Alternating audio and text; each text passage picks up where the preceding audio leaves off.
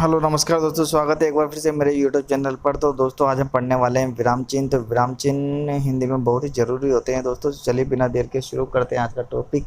विराम का शाब्दिक अर्थ होता है दोस्तों ठहराव या फिर रुकना। तो किसी भाषा को बोलते पढ़ते या लिखते समय या किसी कथन को समझाने के लिए अथवा भाव को स्पष्ट करने के लिए वाक्यों के बीच में या अंत में थोड़ा रुकना होता है। इसी रुकावट का संकेत देने वाले लिखित जो चिन्ह होते हैं वो विराम चिन्ह कहलाते हो। इनके प्रयोग से भाषा में क्या आती है दोस्तों? स्पष्टता आती है। तो हिंदी में कुछ महत्वपूर्ण विराम चिन्ह होते हैं। तो चलिए एक एक करके हम उनको पढ़ते हैं दोस्तों।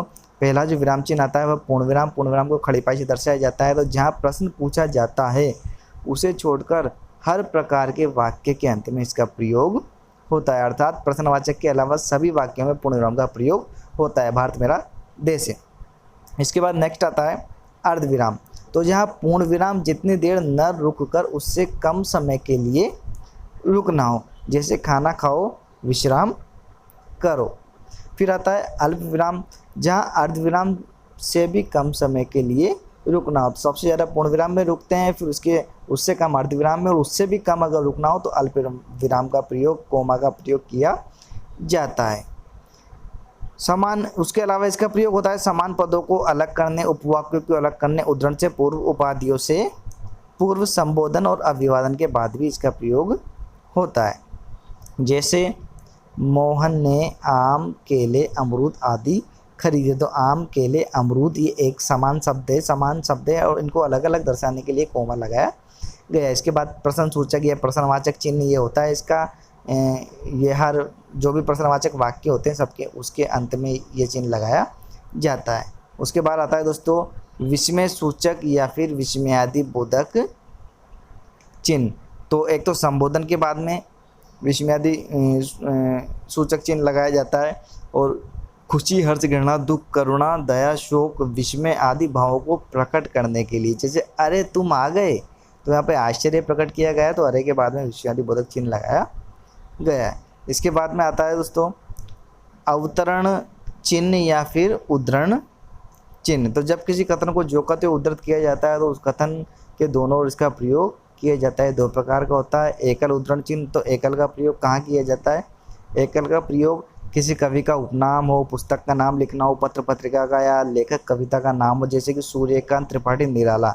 तो यह निराला सूर्यकांत त्रिपाठी का उपनाम है, तो इस उपनाम को अलग से दिखाने के लिए एकल उद्धरण चिन्ह का प्रयोग किया गया। दोहरे चिन्ह का प्रयोग वाक्यांश को उद्धृत करने के लिए, जैसे महावीर स्वामी ने ये बात कही कि अहिंसा परमो धर्म। ये महावीर स्वामी का कथन है, तो इसको जो का त्यों लिखा गया, तो इसके आगे पीछे क्या है? दोहरा उद्धरण चिन्ह का प्रयोग किया गया।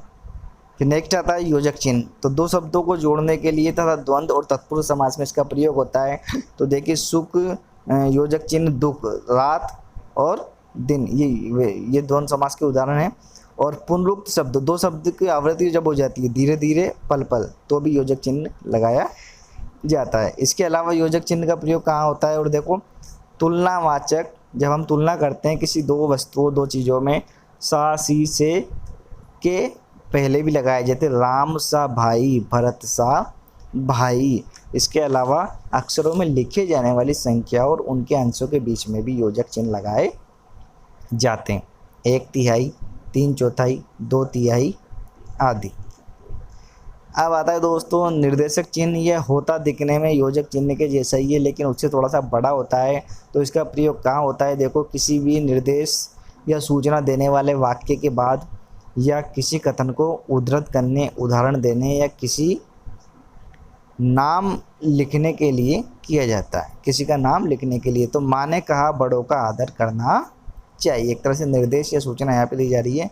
हमारे देश में अनेक देशभक्त हुए हैं, भगत सिंह, सुभाष चंद्र बोस, सुखदेव आदि।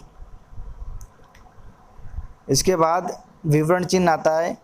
तो किसी कही हुई बात को स्पष्ट करने या उसका विवरण प्रस्तुत करने के लिए वाक्य के अंत में इसका प्रयोग होता है। तो जैसे पुरुषार्थ 4 हैं, यहाँ पे एक वाक्य कहा गया है। अब इस वाक्य को और अधिक स्पष्ट करने के लिए कौन कौन से पुरुषार्थ? धर्म, अर्थ, काम, मोक्ष। विवरण चिन्ह लगा के इसको और एक्सप्लेन कर दिया गया। इसके बाद आता है अगला हंस पद या फिर विस्मरण चिन्ह। तो इसका ये चिन्ह ऐसा होता है, लिखते समय कोई शब्द जब छूट जाता है तो उसको लगाकर वो शब्द ऊपर लिख दिया जाता है। जैसे कि यहाँ पे दिखाया गया है कि वह कल जाएगा, सुबह जाएगा। वो कहाँ जाएगा वो भूल गया तो हंस पद लगा के यहाँ पे ऊपर लिख दिया कि वह कल जयपुर जाएगा। इसके बाद आता है दोस्तों संक्षेपण या लाघव चिन्ह। इसका बहुत प्रयोग होता है हिंदी में। किसी शब्द को संक्षेप में लिखना हो तो उस शब्द का प्रथम अक्षर लेकर उसके आगे बिंदु लगा देते हैं। जैसे कि राउमावी, राजकीय उच्च माध्यमिक विद्यालय। तो इनका एक एक अक्षर हमने आगे का लिया उसके आगे। उसके बाद आता है कोष्टक। तो कोष्टक ये 3 प्रकार के होते हैं, छोटा, मझला और बड़ा। तो वाक्य में प्रयुक्त किसी पद का अर्थ स्पष्ट करने के लिए हम इन कोष्टक के अंदर उसका अर्थ लिख देते हैं। इसके बाद आता है इतिश्री या समाप्ति सूचक चिन्ह होता है। किसी अध्याय या ग्रंथ की समाप्ति पर इस प्रकार से चिन्ह लगा दिया जाता है जिससे कि उससे पता लग जाता है कि ये ग्रंथ या अध्याय समाप्त हो चुका है। विकल्प चिन्ह ये होता है जिसे हम स्लैश या कोमा क्या ओब्लिक बोलते हैं। और पुनरुक्त चिन्ह ये इस प्रकार का होता है, ऊपर लिखी हुई किसी बात को जो का त्यों जब लिखना होता है तो हम ये वाला पुनरुक्त चिन्ह का प्रयोग करते हैं। जैसे कि श्री राम, किसी के बहुत सारे नाम लिखने हो तो श्री श्री अगर बार बार में लिखना हो तो हम इस प्रकार लगाते जाते हैं। तो ये विराम चिन्ह का छोटा सा टॉपिक था दोस्तों जो कि पूर्ण होता है। तो अगर वीडियो अच्छा लगे तो लाइक कीजिए, कमेंट्स कीजिए और सब्सक्राइब जरूर कीजिए। तो मिलते हैं नेक्स्ट वीडियो में। धन्यवाद दोस्तों।